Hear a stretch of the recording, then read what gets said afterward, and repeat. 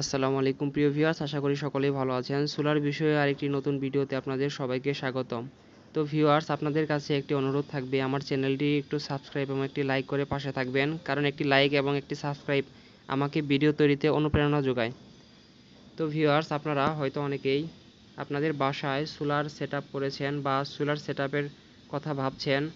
তো সব বিষয় যেমন ব্যাটারি, কন্ট্রোলার, সোলার প্যানেল, তো এগুলো ভালো মানের কেনার পরেও দেখা যায় যে আপনাদের ব্যাটারিটি প্রপার চার্জ হয় না বা সোলার থেকে ভালো আউটপুট পান না।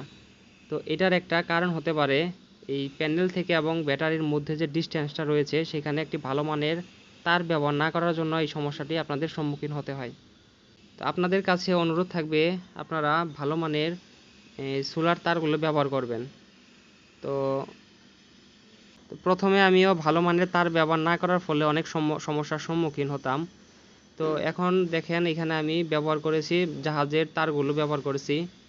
তো বাজারে অনেক ধরনের তার পাওয়া যায়, যেমন 2376, 4076, 7076, 8076 বলে বিক্রি করে। তো আমি 4076 ব্যবহার করেছিলাম, তো সেখান থেকে কোনো ভালো ফলাফল পাইনি। তো আমাকে 4076 বলেই তারটা দেওয়া হয়েছিল, কিন্তু সেই তারের গেজগুলো ছিল অনেক চিকন।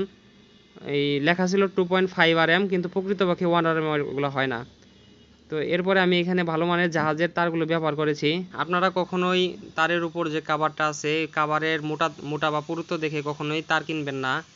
তারের ভিতরে গেজগুলো বের করে সেগুলো দেখার চেষ্টা করবেন যেগুলো প্রপার তামা কিনা বা তারের গেজগুলো ঠিক আছে কিনা। যেমন 7076-এর 70টা গেজ থাকবে, এবং তারগুলো গেজগুলো মুচড়াবেন। মুচড়ানোর পর দেখবেন যে তারগুলো খুব একটা কি চিকন লাগছে কিনা। তো এই বিষয়গুলো একটু জাস্টিফাই করে তারগুলো নেওয়ার চেষ্টা করবেন। আর আমি রিকমেন্ড করব অবশ্যই ভালো মানের এখানে তার ব্যবহার করবেন। তো সোলারের জন্য 7076 তারটাই বেস্ট আমার কাছে মনে হয়। যদি তারের গেজগুলো 2.5 RM হয়, তবে সেখানে আপনি চাইলে 150 ওয়াট বা 200 ওয়াট পর্যন্ত প্যানেল ব্যবহার করতে পারেন। চলে আসলাম আমার সোলার সেটআপের কাছে। এই মুহূর্তে 7076 যে তারটা আমি টানছিলাম সেটা খোলা পসিবল হচ্ছে না, কারণ এটা অলরেডি সেটআপ করা আছে। তো খুলতে গেলে আবার ঝামেলায় পড়তে হবে। আমি আপনাদেরকে 6076 তারটি দেখাবো, এটা থেকে আপনারা আন্দাজ করতে পারবেন কিছুটা। তো এগুলো হচ্ছে জাহাজের 6076 কেবল। তো বেশ কিছুদিন আগে এগুলো আমি কিনে আনছি আমার মামার খামারের জন্য। 10 থেকে 12টা ডিসি সোলার লাইট চলবে। তো একটু গেজগুলো দেখানোর চেষ্টা করি। এটা হচ্ছে 6076-এর তার। এখানে সর্বমোট এই ছোট ছোট 60টা গেজ আছে। তা আমি এগুলো গুনে দেখেছি, এখানে 60টাই গেজ আছে। একটু ভালোভাবে দেখানোর চেষ্টা করি। দেখেন ভিউয়ার্স, যে চিকন চিকন যে তারগুলো দেখতে পাচ্ছেন এগুলোকে প্রত্যেকটা গেজ বলা হয়। তো এখানে 60টা গেজ মিলে একটা তার হইছে। তো এগুলো হচ্ছে পিওর কপার তার। তো লোকাল যে তারগুলো রয়েছে সেগুলোতে পিওর কপার থাকে না, কিছুটা ভেজাল মিশ্রিত থাকে। আমার জানা মতে সেগুলোতে অ্যালুমিনিয়াম মিশ্রিত থাকে। তো আপনারা এরকম তারগুলো দেখে নেবেন। এই তারগুলো ব্যবহারে আপনাদের সিস্টেমের যে এম্পিয়ার লস সেটা খুব কম হবে। দেখা যায় যে লোকাল তার ব্যবহার করলে একসাথে 4-5টা ফ্যান বা 4-5টা লাইট ব্যবহার করলে স্পিডগুলো বা আলোগুলো কমে যায়। তো এই তারগুলো ব্যবহার করলে আর সেই সমস্যাটা হবে না। আমার মামার খামারের ক্ষেত্রে একই সমস্যা হয়েছিল।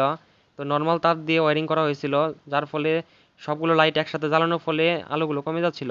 তো অরিজিনাল কপারের এই জাহাজের পুরাতন তারগুলো আপনারা যদি 7076 বা 6076 2.5 RM ব্যবহার করেন, তবে তা দিয়ে 150 থেকে 200 ওয়াট প্যানেল পর্যন্ত চালাতে পারবেন, বা তারও বেশি হয়তো চালানো সম্ভব। তো আমি গত 2 মাস যাবত এটা সেট আপ করেছি, এখন পর্যন্ত কোনো ধরনের সমস্যা পাইনি।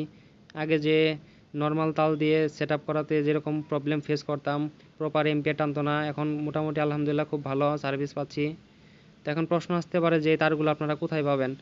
তো বিভিন্ন পুরাতন জাহাজের যে দোকানগুলো রয়েছে সেগুলো খোঁজ নিয়ে দেখতে পারেন, অথবা অনলাইনে কিছু ব্যক্তিবর্গ তারগুলো সেল দিয়ে থাকে, তাদের কাছে যোগাযোগ করে আপনারা তারগুলো সংগ্রহ করতে পারেন। তো ভিডিওটি আজকে এই পর্যন্তই। যদি সোলার বিষয়ে আরও নিত্য নতুন কিছু তথ্য পেতে চান, তবে আমার চ্যানেলটি সাবস্ক্রাইব করে পাশে থাকার জন্য অনুরোধ রইল। ধন্যবাদ।